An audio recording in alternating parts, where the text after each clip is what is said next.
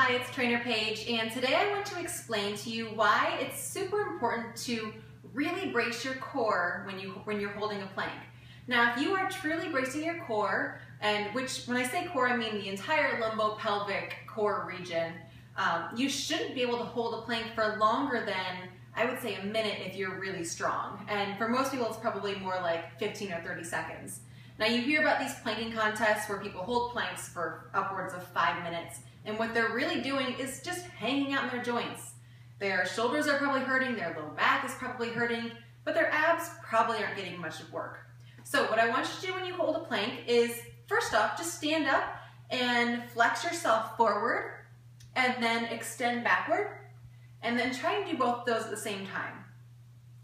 You don't really move much, right? Because you're braced. Now try and move to the left, and then laterally to the right, and then try and do both of those at the same time. Again, you're stuck. You're truly bracing that core, and when you do all 4 of those motions, your core is solid. I am rock solid right now. And then add to that, squeezing the glutes like you've got a $100 bill in between your butt cheeks, and you don't want to lose that puppy. All right, so we're down on the ground in our plank, and you want your elbows to be right below your shoulders. And we've got one more equation to our plank. So my glutes are contracted, my abs are braced, just as we talked about, and now the finishing touch, you want to act as if you're drawing your elbows and toes toward each other, and you might even be able to see I'm already shaking.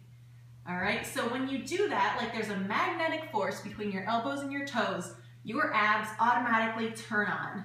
So if you're not used to planking the right way, what I want you to do is hold that for 15 seconds. You'll be shaking like a leaf if you're doing it right.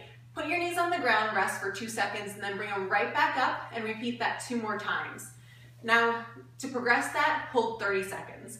And then once you get really strong, possibly 60, but I would say cut it out at 30 and just repeat that. And then there's other ways to progress your plank from there. All right, let me know if you try it out, and when your abs are shaking, be sure to thank me.